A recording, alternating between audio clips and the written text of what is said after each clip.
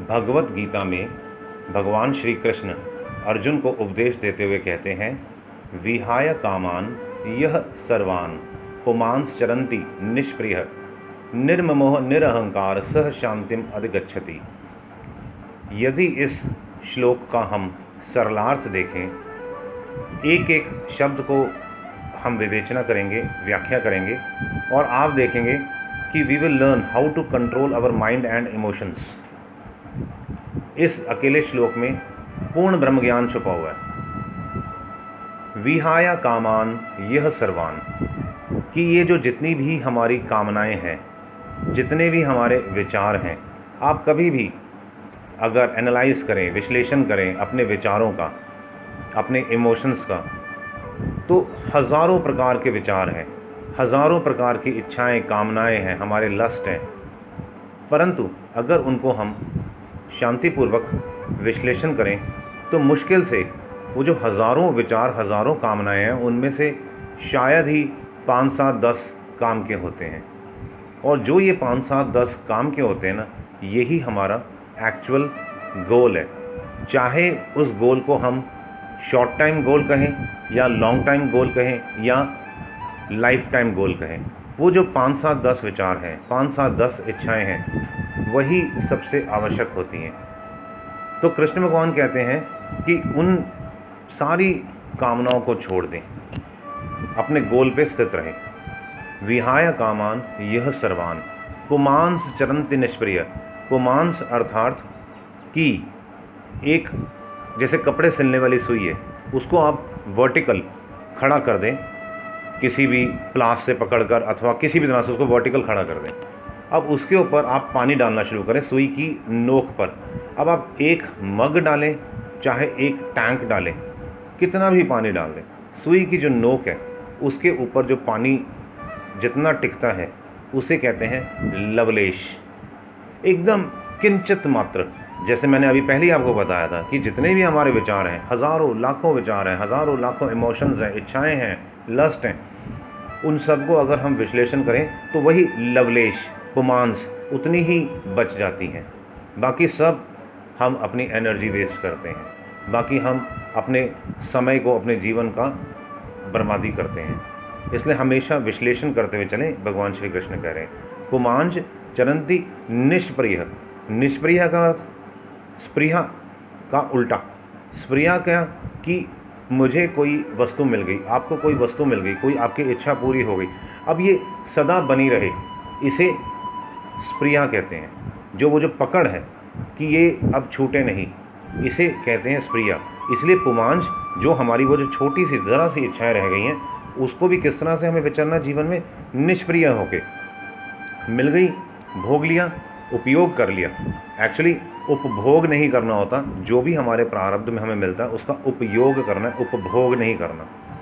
जो भी हमारे को हमारे पुण्य बल से मिलता है उसको जितना हो सके अपनी इच्छा पूरी करें और उसके बाद ज़्यादा से ज़्यादा बांट दें उसको संसार के सेवा में, संसार के लोगों में, जिससे हमारा पुमांस चरंती निष्प्रिय वाला जीवन हो जाएगा।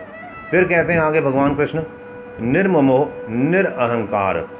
हर प्रकार का मोह छोड़ते हुए, हर प्रकार से अपने शरीर का अहंकार, मन बुद्धि चित्त अहंकार का त्यागते हुए हमें जीना है। और जो व्यक्ति इस प्रकार से जीता है वह परम शांति को प्राप्त करता है। विहाय कामान यह सर्वान पुमांस चरंती निष्प्रिय निर्ममोह निरअहंकार सह शांतिम अधिगच्छति। तो हमें अपना जीवन अगर इस श्लोक के आधार पर जीते हैं तो हम देखते हैं कि हम अपने माइंड को भी कंट्रोल कर लेते हैं, थॉट्स को भी कंट्रोल कर लेते हैं, इमोशंस को भी कंट्रोल कर लेते हैं। हमारा कंसंट्रेशन, हमारा फोकस लेवल सब बढ़ जाता है। हमारी बुद्धि की तीव्रता, जो अच्छाइयाँ हम जीवन में सोच सकते हैं अथवा जो नहीं भी सोच सकते, वह सारी अच्छाइयाँ, वह सारी स्पिरिचुअल पावर्स हमारे अंदर स्वतः ही उत्पन्न होनी शुरू हो जाएंगी। मैं आपको एक छोटा सा दृष्टांत बताता हूँ जाते जाते। ऋषभ देव, जो भगवान विष्णु के 24 अवतारों में से एक माने जाते हैं और साथ ही साथ जैनियों के जो 24 तीर्थंकर हैं उनमें भी वह पहले तीर्थंकर माने जाते हैं। ऋषभदेव के जो पुत्र थे उनका नाम था, जो उनके वैसे 100 पुत्र थे, परंतु जो सबसे बड़ा पुत्र था उसका नाम था भरत, जिसके नाम से हमारे इस अजनाब खंड, इस देश का नाम, आर्यवर्त का नाम भारत पड़ा। उन्होंने इतनी सुंदर व्यवस्था की थी, पूरे देश में उन्होंने कब्जा कर लिया। परंतु एक छोटा सा हिस्सा जो आज बिहार और बंगाल का हिस्सा कहलाता, उस हिस्से में भरत के ही छोटे भाई बाहुबली का राज था। परंतु भरत के मन में एक वही लस्ट, एक इच्छा जागी, कि कुरीति जागी कि पूरा देश तो मेरा हो गया, अट्टक से कट्टक तक मेरे को अपना देश बनाना, अखंड भारत मेरा होगा।